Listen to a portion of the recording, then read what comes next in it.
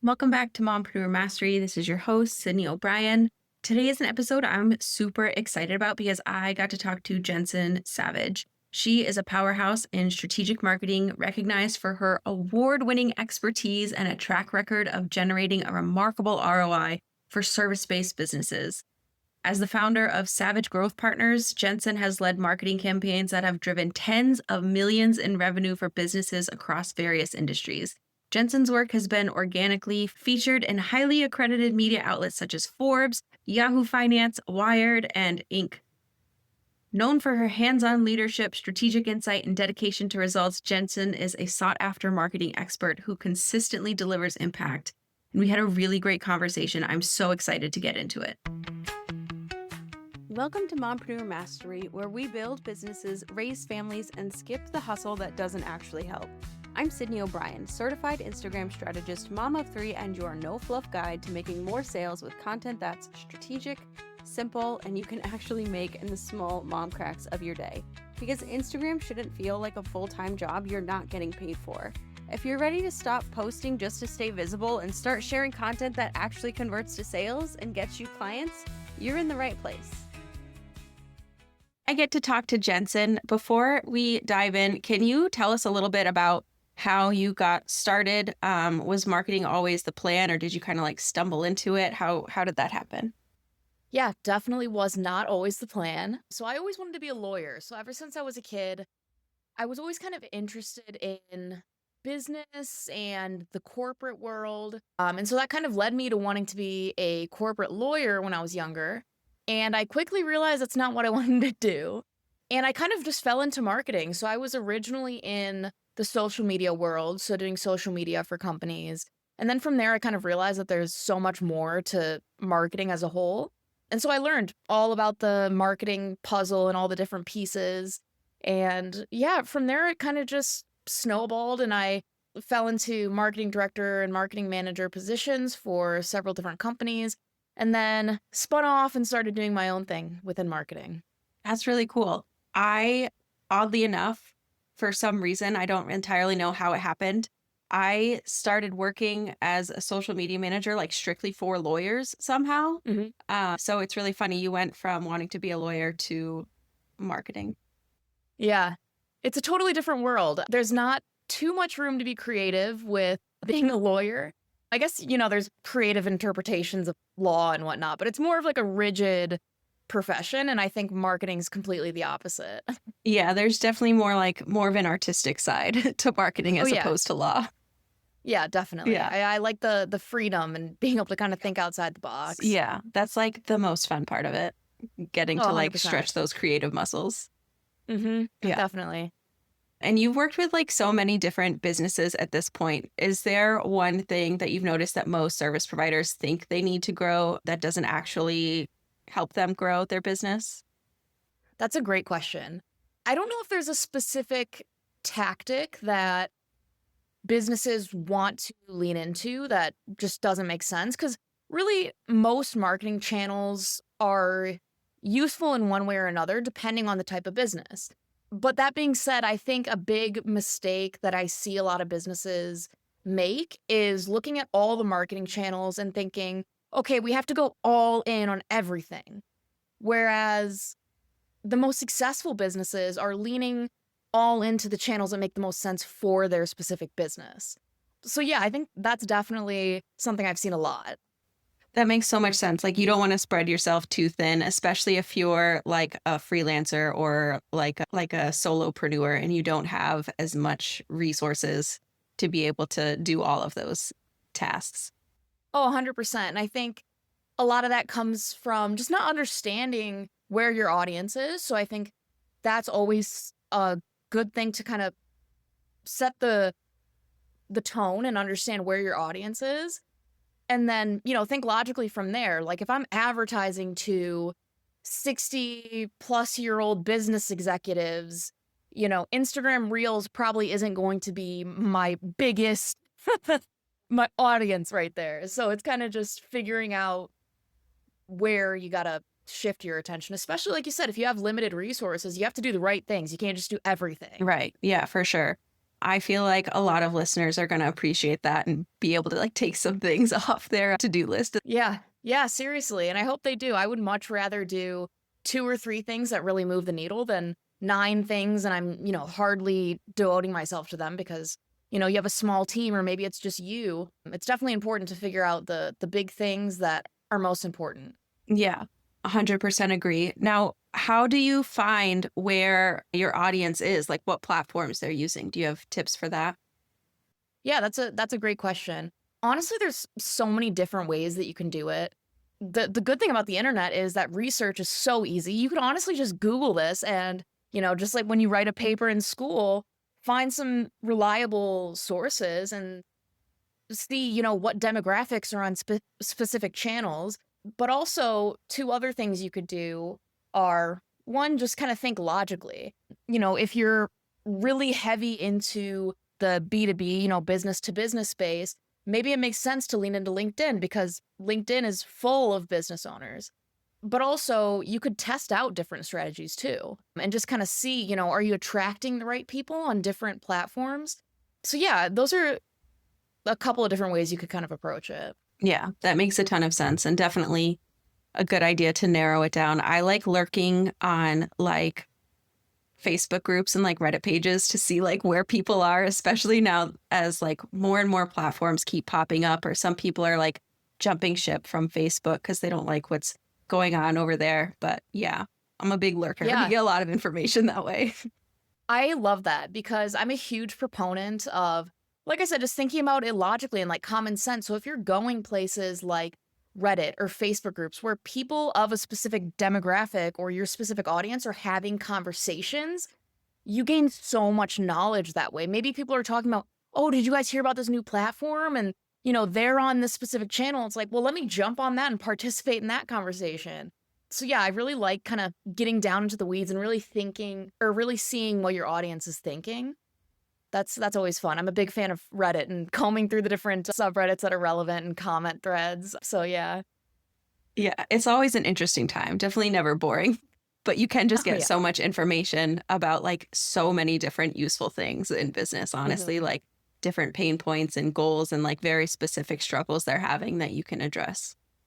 Oh yeah, 100%. And there's so many lessons that I've learned in my own business from threads like that of business owners, in the same niche that I target, talking about, oh, I had this problem, and I'm like, "Hmm, maybe I could address that in an ad, or I could address that in the way that we deliver our services." So yeah, being able to really kind of dig into what people are actually saying versus just assuming that they have a problem and addressing this thing that you're thinking that they might struggle with without really knowing. Yeah, exactly. And that's another way to just like save time and make sure you're like working on the right things that people actually need as opposed to Yes. wasting time on stuff that isn't actually going to help your business. Yeah. Yeah. 100%. I always say identify the need and then build around that versus building a big thing and then hoping that you're going to develop some need based on that. Cause I've met so many entrepreneurs that either developed a business or a specific offer within their business or product and launched it. And then they're like, wait, nobody cares about this. Nobody needed this. So definitely important to get a pulse on the struggles and needs of your audience before building. Yeah, absolutely. Now, a lot of my listeners are like solo or like small team business owners who already feel like they're doing all of the things. How do you know when it's time to like simplify versus scale when it comes to marketing? Yeah, that is a great question. I think you really kind of have to get in the weeds and figure out what is moving the needle and lean into the highest leverage things you can do. So if you're seeing, the more that I post blogs, the more traffic I'm getting and the more clients I'm getting from that. It's like, well, then you should absolutely double down and scale based on that. That's a story actually from my career. At one of my marketing director roles, we were posting like 1 or 2 blogs a week. We realized that it was a super successful strategy, and we hired somebody specifically to generate really high quality blogs for us, and we started posting like 4 times a day, and it just took off. So, yeah, basically all that to say, if you're realizing, wow, every time I go to a networking event, I get, 1 or 2 clients. well, then it's a great idea to figure out how you can lean more into that and maybe scale back on other things that aren't moving the needle. Or maybe you can try to delegate them or simplify those processes so you're not sitting there, maybe creating social media when that's not what's moving the needle for you today in your business. So, really, all that to say, I think it comes down to identifying the highest leverage things that you can do. Because there's also times where you can delegate and, hire somebody that can do the same thing as you or can do it at least 80% as well. And you can do something else that only you can do. Like I said, networking, that's a great example. But yeah, so I think just leaning into the right things and just taking inventory of, what you're doing and what you're getting out of the things that you're doing. That's super smart. So it reminds me I need to do that actually. Thank you. I feel like I always make a mental note to do these things and then it always just like slips my mind. Do you have like a process for tracking those things?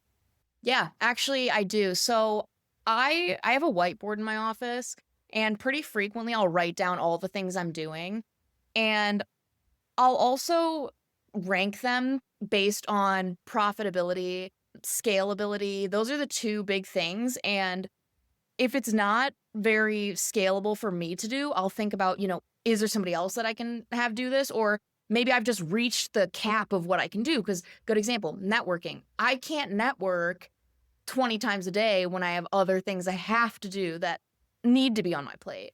But also profitability. So it's like if I am running ads on this platform versus this platform, and I only have, limited resources, well, let me just lean more into that. So basically all that to say for listeners, just write down a list and, if you can have the actual numbers based on, how much money you're bringing in from different things, great. But you can also just think through it logically of if I have limited things I can do and I can only choose 2 or 3 of these things, what makes the most sense to really kind of put all my chips into and what is something that is maybe useful or important, but makes sense for me kind of at the next step instead of this step. Yeah, that's a really great idea. And as you were saying that, I was thinking, one, I should do this. And two, I think for myself, for sure, I would want to add in keeping track of like how much time I spend on each one of those things. Like if I'm Yeah. spending way too much time on something, because I have some time blindness where I'm like, oh, this is going to take like 5 minutes. This is fine. And then like Mhm. 45 minutes later, I'm still here. Yes. Like accurately track how much time we're spending on things. We can make sure we're actually getting those results and seeing, is this something I should just like delegate or do less of and focus somewhere else that's I can get more from while spending less time on it. Yeah, 100%. And that reminds me of another thing that I do is take inventory of the amount of time that I'm spending on different tasks. And I especially did that when I started out my own business because it's so easy to just take on everything yourself and do it yourself, especially when you're not making as much money. And so you're not wanting to hire or delegate because you're like, I want to keep more money into my business. But sometimes it makes more sense because you're going to get more money out of paying somebody else and then allocating your actual time to something else that's going to bring in more revenue. So yeah, I would, in 15 or 30-minute increments, sit down and have a note in my phone and say, okay, I'm working on social media. Okay, I'm still working on social media. Okay, now I'm working on writing this thing. And then you can look back and say, wow, I spent like 6 hours doing this thing to deliver to this client that's not even paying me that much. So maybe I should just hire somebody to do that little bit and then I can focus on sales or client acquisition instead. Yeah, that makes a ton of sense. So smart. But yeah, like you said, it's harder in the beginning when you're just starting out and you might not necessarily have the resources to delegate. But I think then that's also a very good time to like make sure, like you were talking about earlier, you have like the need for the offers so you can actually make money on them and lean into like the one particular or however many like platforms as opposed to spreading yourself too thin as well. So you Hmm. can kind of reach that next level. Hmm. Yeah, 100%. Mhm. If someone listening wanted to boost the perceived value of what they offer without adding hours of work, do you have advice for what tweaks they could make to do that? Yeah, and this is my favorite things to talk about because I deal with a lot of smaller business owners that don't have massive teams or they are solopreneurs. And so a lot of the time when they're trying to be competitive and add more value, they're just adding more work to their plate and charging the same price. And so quickly it becomes less and less scalable and they're getting more and more burnt out. So this is a big lesson that I like to teach entrepreneurs is to focus on adding perceived value without allocating a bunch of your resources to beefing up your offer basically. So when I say resources, I mean your time, your money. Those are your two biggest resources, especially as a smaller entrepreneur who you're trying to juggle your entire life and you're also trying to do every little piece of your business because a lot of the time we know, you're doing the bookkeeping and all the everything else as well. So I always advocate for beefing up your offer by adding value without adding a bunch of your resources. So basically, I call it the Golden Quadrant. If you kind of think of a y-axis and an x-axis, you have your resources on one side and you have perceived value on the other. So you want to be in that quadrant of low resources, high value. And so to get there, you have to think about and analyze what your target audience wants and needs, but they're currently not getting from you, or ways that you can just make them feel better. An example I give of this is, let's say you have a cleaning company. Your core offer is to clean a house or a property. And to add perceived value, there's so many things that you can do to make customers feel better about hiring you without, having to throw in a bunch of, free cleanings or whatever. I always say, what if you fold the toilet paper like they do at a hotel and you leave a couple mints and maybe like a handwritten thank you note every time you clean a property. That makes your client feel a lot better. It feels like a concierge service where you really care, you're really taking the time to go out of your way and do something special for them that the competitors won't do. And so they're going to have higher perceived value. They're going to place you on a higher pedestal in comparison to competitors.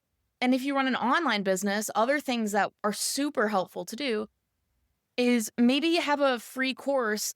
And I always add the asterisk to this. It's got to be really valuable. So I'm not saying like AI generate a super generic course.